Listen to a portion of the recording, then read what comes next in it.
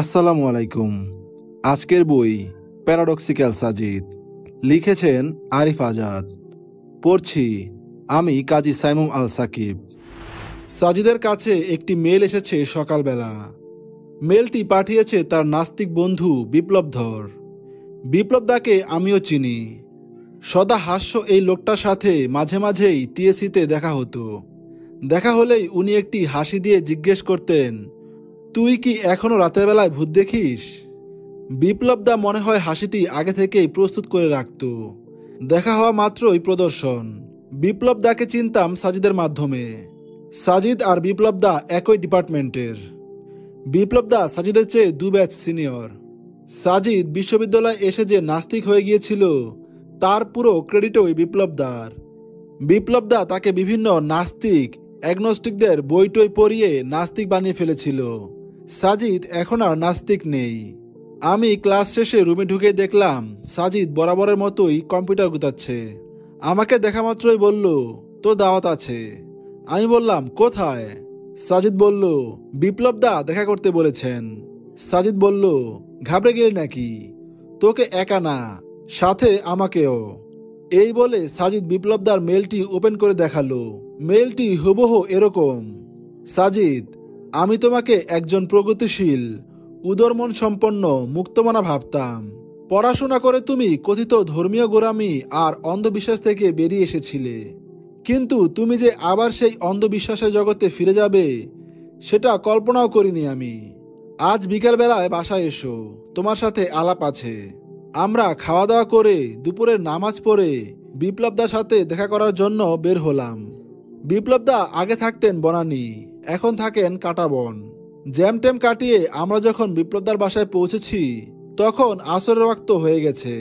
বিপ্লবদার সাথে হ্যান্ডশেক করে আমরা বসলাম না। সাজিদ বলল, দাদা আলাপ একটু পরে হবে, আসরের নামাজটা পড়ে আসি আগে। বিপ্লবদা না করলেন না। আমরা বেরিয়ে গেলাম। পার্শ্ববর্তী মসজিদে আসরের নামাজ পড়ে ব্যাক করলাম উনার বাসায়। বিপ্লবদা ইতিমধ্যেই কফি তৈরি করে রেখেছেন। খুবই উন্নত মানের কফি। কফির গন্ধটা পুরো ঘরময় ছড়িয়ে পড়েছে মুহূর্তেই।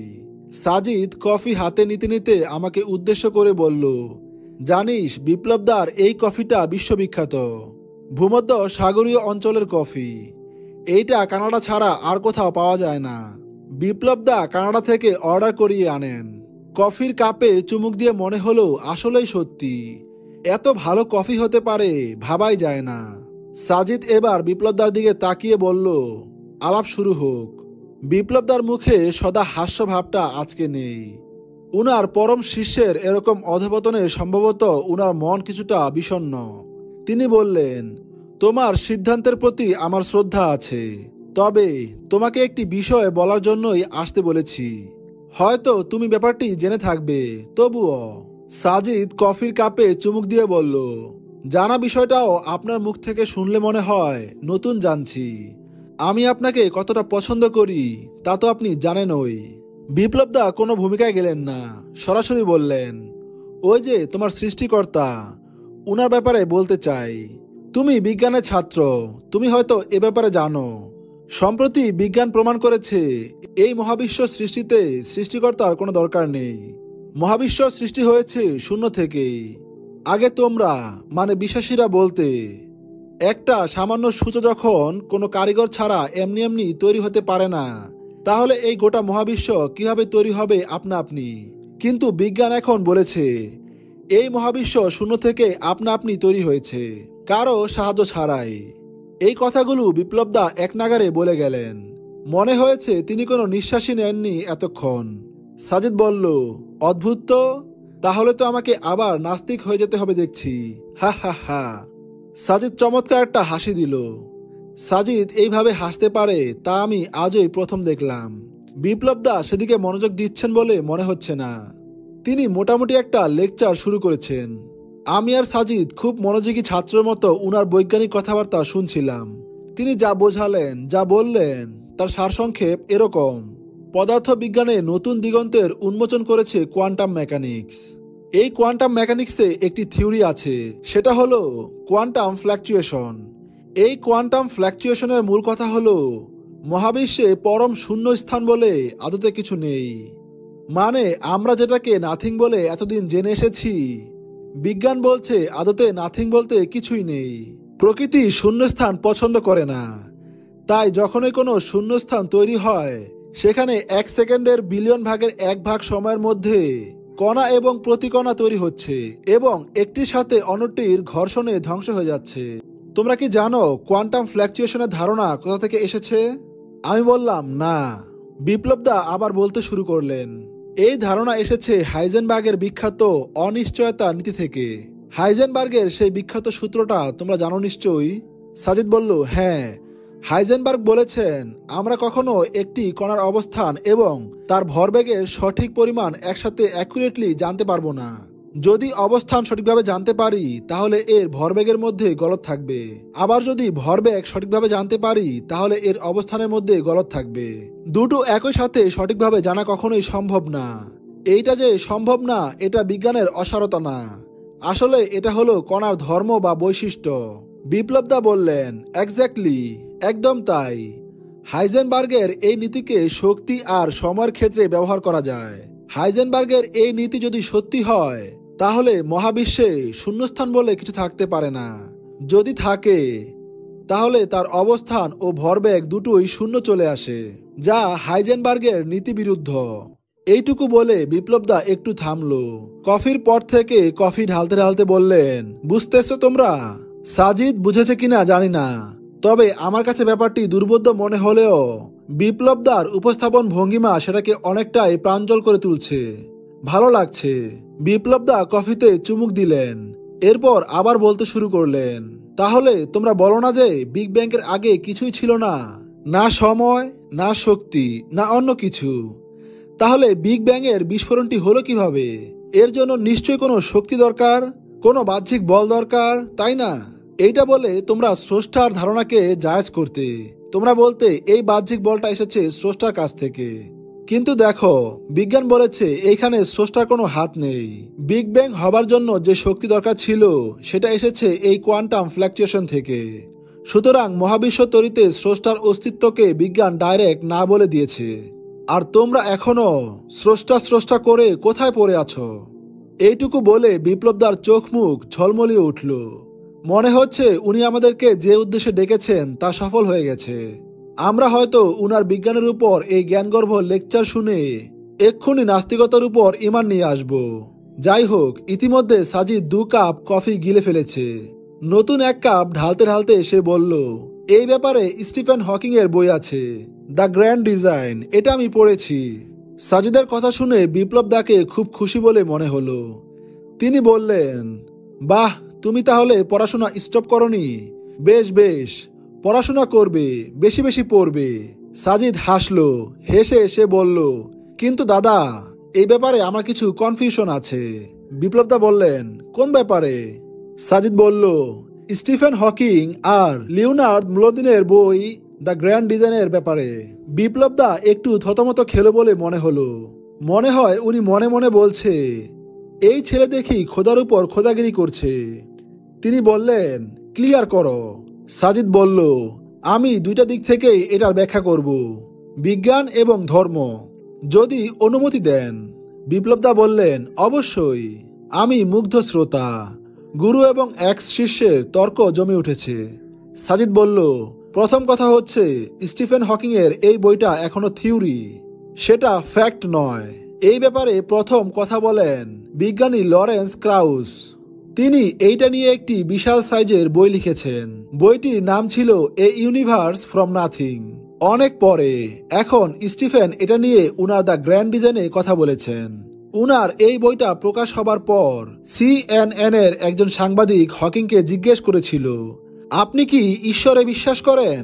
হকিং বলেছিল, ঈশ্বর থাকলেও থাকতে পারে, তবে মহাবিশ্ব তৈরিতে তার প্রয়োজন নেই।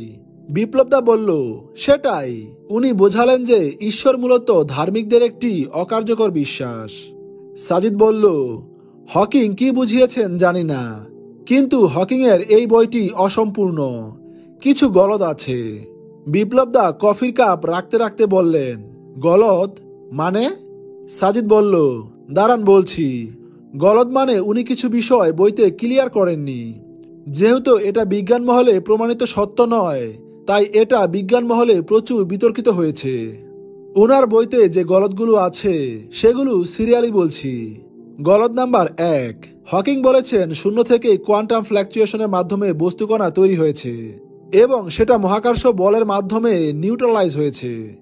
এখানে প্রশ্ন হলো, শূন্য বলতে হকিং কি একদম নাথিং বুঝিয়েছেন, নাকি কোয়ান্টাম ভ্যাকাম মানে বস্তুর অনুপস্থিতি বুঝিয়েছেন?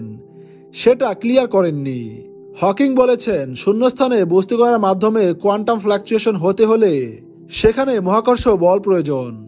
কিন্তু ওই শূন্যস্থানে যখন সময় আর স্থানও তৈরি হয়নি, ঠিক কোথা হতে এবং কিভাবে মহাকর্ষ বল এলো তার কোনো ব্যাখ্যা হকিং দেয়নি। গলদ নাম্বার 2, হকিং তার বইতে বলেছেন মহাবিশ্ব তৈরি হয়েছে একদম শূন্য থেকে কোয়ান্টাম ফ্ল্যাকচুয়েশনের মাধ্যমে। তখন সময়ের আচরণ আজকের সময়ের মতো ছিল না, তখন সময়ের আচরণ ছিল স্থানের মতো। কারণ এই ফ্ল্যাকচুয়েশন হবার জন্য প্রাথমিকভাবে সময়ের দরকার ছিল না, স্থানের দরকার ছিল। কিন্তু হকিং তার বইতে এই কথা বলেননি যে সময় মহাবিশ্বের একদম শুরুতে স্থানের মতো আচরণ করেছে, সেই সময় পরবর্তীতে ঠিক কবে আর কখন থেকে আবার টাইমের মতো আচরণ শুরু করলো এবং কেন। আমি বিপ্লবদার মুখের দিকে তাকালাম, তার চেহারার উৎফুল্ল ভাবটা চলে গেছে। সাজিদ বলে যাচ্ছে, গলদ নাম্বার 3, পদার্থবিদ্যার যে সূত্র মেনে কোয়ান্টাম ফ্ল্যাকচুয়েশন হয়ে মহাবিশ্ব তৈরি হলো, তখন শূন্য অবস্থায় পদার্থবিদ্যার এই সূত্রগুলো বলবৎ থাকে কি করে? এইটার ব্যাখ্যা হকিং দেয়নি। গলদ নাম্বার 4, আপনি বলেছেন প্রকৃতি শূন্যস্থান পছন্দ করে না, তাই শূন্যস্থান পূরণ করতে আপনা আপনি কোয়ান্টাম ফ্ল্যাকচুয়েশন হয়ে মহাবিশ্ব তৈরি হয়েছে। আমার প্রশ্ন হলো, যেখানে আপনি শূন্যস্থান নিয়ে কথা বলছেন, যখন সময় ছিল না, স্থান ছিল না, তখন আপনি প্রকৃতি কোথায় পেলেন? সাজিদ হকিং এর বইয়ের 5 নাম্বার গলদের কথা বলতে যাচ্ছিল, তাকে থামিয়ে দিয়ে বিপ্লবদা বললেন, ওকে ওকে বুঝলাম, আমি বলছি না যে এই জিনিসটা একেবারেই সত্যি। এটা নিয়ে তর্ক বিতর্ক হবে, আলোচনা সমালোচনা হবে, আরো পরীক্ষা নিরীক্ষা হবে, তারপর ডিসাইড হবে যে এটা ঠিক না ভুল। সাজিদের কাছে বিপ্লবদার এরকম মৌন পরাজয় আমাকে খুব তৃপ্তি দিল। মনে মনে বললাম, yes Sajid, you can. Sajid বলল, হ্যাঁ, সে পরীক্ষা চলতে থাকুক। যদি কোনোদিন এই থিওরি সত্যিও হয়ে যায় তাহলে আমাকে ডাক দিয়েন না, কারণ আমি কোরআন দিয়েই প্রমাণ করে দিতে পারবো। সাজিদের এই কথা শুনে আমার হেঁচকি উঠে গেল। কি বলে রে, এতক্ষণ যেটাকে গলতপূর্ণ বলেছে সেটাকে আবার কোরআন দিয়ে প্রমাণ করবে বলছে, কেমনে কি? বিপ্লবদাও বুঝলেন না, তিনি জিজ্ঞেস করলেন, কি রকম? সাজিদ হাসল, বলল, শূন্য থেকেই মহাবিশ্ব সৃষ্টির কথা আল কোরআনে বলা আছে। আমি আরো অবাক হলাম, কি বলে এই ছেলে? সে বলল, আমি বলছি না যে কোরআন কোয়ান্টাম ফ্ল্যাকচুয়েশনের কথাই বলেছে। কোরআন যার কাছ থেকে এসেছে তিনি তার সৃষ্টি জগতের সৃষ্টির ব্যাখ্যা দিয়েছেন। এখন সেটা বিগ ব্যাং আসলেও পাল্টাবে না, কোয়ান্টাম ফ্ল্যাকচুয়েশনের থিওরি আসলেও পাল্টাবে না, একই থাকবে। বিপ্লবদা বললেন, কোরআনে কি আছে বললে যেন? সাজিদ বলল, সূরা বাকারার 117 নম্বর আয়াতে আছে, যিনি আকাশমণ্ডলী ও পৃথিবীকে অনস্তিত্ব হতে অস্তিত্বে আনয়ন করেন এবং যখন তিনি কিছু করার জন্য সিদ্ধান্ত গ্রহণ করেন তখন শুধু বলেন হও, আর তা হয়ে যায়। Creator of the heaven and the earth from nothingness, he has only to say when he wills a thing, be and it is. দেখুন, আমি আবারও বলছি, আমি এটা বলছি না যে আল্লাহ তাআলা এখানে কোয়ান্টাম ফ্ল্যাকচুয়েশনের কথাই বলেছেন। তিনি তার সৃষ্টির কথা বলেছেন। তিনি অনস্তিত্ব থেকে অস্তিত্বে এনেছেন। এমন না যে আল্লাহ তার হাত দিয়ে প্রথমে মহাবিশ্বের ছাদ বানালেন, তারপর তাতে সূর্য, চাঁদ, গ্যালাক্সি এগুলো একটা একটা বসিয়ে দিয়েছেন। তিনি কেবল নির্দেশ দিয়েছেন। হকিংও একই কথা বলেছে, কিন্তু তারা বলেছে এটা এমনি এমনি হয়ে গেছে শূন্য থেকেই। আল্লাহ বলেছেন, না, এমনি এমনি হয়নি, আমি যখন নির্দেশ দিয়েছি হও, তখন তা হয়ে গেল। হকিং ব্যাখ্যা দিতে পারছে না যে এই কোয়ান্টাম ফ্ল্যাকচুয়েশনের জন্য মহাকর্ষ বল কোথা থেকে এলো, সময় কেন কিভাবে স্থান হলো, পরে আবার সেটা সময় হলো। কিন্তু আমাদের স্রষ্টা ব্যাখ্যা দিয়েছেন। তিনি বলেছেন হতে, আর তা হয়ে গেল। ধরুন একটি ম্যাজিশিয়ান ম্যাজিক দেখাচ্ছে। ম্যাজিশিয়ান বসে আছে স্টেজের এক কোণায়, কিন্তু সে তার চোখের ইশারায় ম্যাজিক দেখাচ্ছে। দর্শক দেখছে খালি টেবিলের উপর হঠাৎ একটি কবুতর তৈরি হয়ে গেল এবং সেটা উড়েও গেল। দর্শক কি বলবে এটা কোয়ান্টাম ফ্ল্যাকচুয়েশনের মাধ্যমে হয়ে গেছে? না, বলবে না। এর পেছনে ম্যাজিশিয়ানের কারসাজি আছে। সে স্টেজের এক কোণা থেকে চোখ দিয়ে ইশারা করেছে বলেই এটা হয়েছে। স্রষ্টাও সেরকম। তিনি শুধু বলেছেন হও, আর মহাবিশ্ব আপনা আপনি হয়ে গেল। আপনাদের সেই শূন্যস্থান থেকে স্রষ্টার দূরত্ব কেবল ওই হও পর্যন্তই। মাগরিবের আজান পড়তে শুরু করেছে। বিপ্লবদাকে অনেকটাই হতাশ দেখলাম। আমরা বললাম আজ তাহলে উঠি। উনি একটা দীর্ঘশ্বাস ছেড়ে বললেন এসো। আমরা বেরিয়ে পড়লাম। আমি অবাক হয়ে সাজিদের দিকে তাকিয়ে আছি।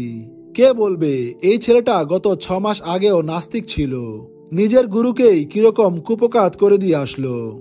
কোরআনের সূরা বাকারার 117 নম্বর আয়াতটি কত হাজারবার পড়েছি, কিন্তু এভাবে কোনোদিন ভাবিনি। আজকে এটা সাজিদ যখন বিপ্লবদাকে বুঝাচ্ছে, মনে হচ্ছে আজকে নতুন শুনছি এই আয়াতের কথা। গর্ব হতে লাগলো আমার।